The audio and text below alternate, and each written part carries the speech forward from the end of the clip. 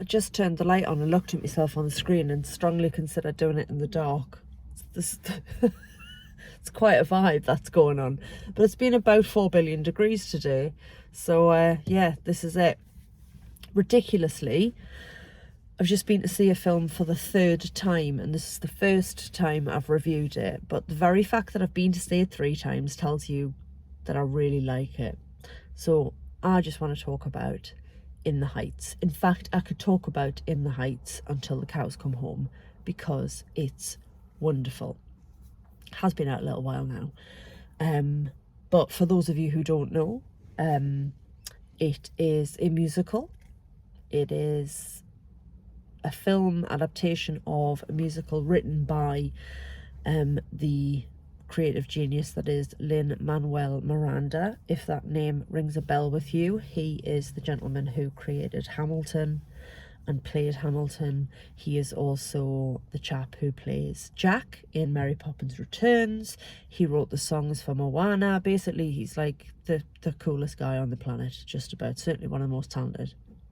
So way back in the day, when he was at college, he wrote In the Heights, like you do, and he actually played the lead himself. Usnavi played the lead on off-Broadway and then maybe on Broadway, and it was while he was taking a break from being In the Heights, the show, that he wrote Hamilton. Or he read a book about Alexander Hamilton and then went on to write Hamilton. So In the Heights, his first musical, has made it to the big screen, and it is quite something. The lead in the film is not played by Lin-Manuel Miranda because he's too old now, basically, to play the part. He's too old at 41. So the lead role of Usnavi, and the reason where Usnavi, or the how that Usnavi got his name, is like one of my favourite things about the film, is played by Anthony Ramos. And again, if you've seen Hamilton on Disney Plus, you will know that Anthony Ramos plays John Lawrence / Philip Hamilton in Hamilton. So again, his face may be familiar if you've seen Hamilton on Disney Plus. So he plays Usnavi, and Usnavi is a Dominican Republic immigrant who came to the US when he was 8 with his parents, and he runs their little bodega, their little corner store, basically, that they bought. His parents are long gone, as in they've died, they haven't left him.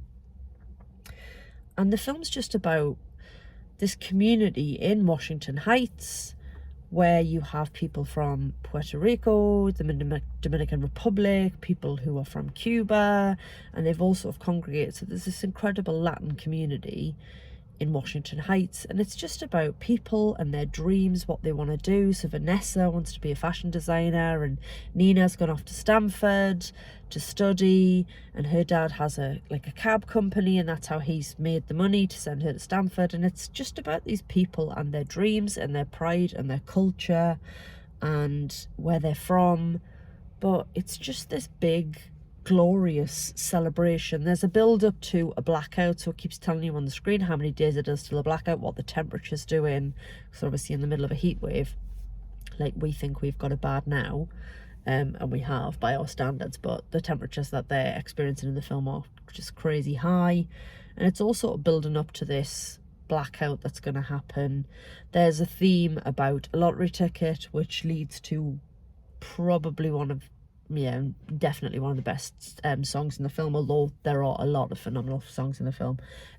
But the lottery ticket thing builds up and becomes the song 96,000, which all happens at a big outdoor pool where everyone's gone to escape the heat wave. And some of the sequences, it's like proper Busby Berkeley stuff from like back in the day, like old Hollywood. You've got these incredible aerial shots of the swimming pool and people dancing and making shapes, and it's like I want to say Ethel Merman, but I don't think that's her name. It was Ethel something, the mermaid, the swimmer, who was also an actress in old Hollywood. It's 11 o'clock at night, I'm making this up as I go along.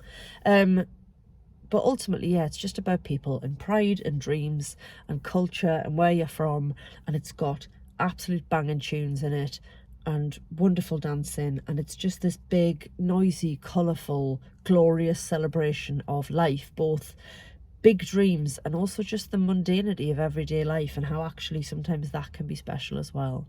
I couldn't love Anthony Ramos anymore if I tried. He's very beautiful and he's got a beautiful singing voice and he's just a very handsome man and I like looking at him. Corey Hawkins plays Benny. The female cast are superb as well. You've got Jimmy Smits as Nina's dad. I love it. I absolutely love it. And that's why I've been to see it 3 times. And if you haven't seen it, then you definitely should. And I don't know how much longer it's going to be in cinemas. And it's worth seeing in the cinema because it is big and colourful and loud. But please see it because it's just wonderful and it will make you feel better about everything. Although my takeaway every time I've seen it is that I come out furious that I'm not Latina. Like, why was I born in Newcastle and not Cuba? These are the questions that I'm asking. But that's it. In the Heights, man. It's all about In the Heights. Absolutely love it. Looking forward to owning it when it comes out to buy. Gonna continue playing the soundtrack to death because I loves it.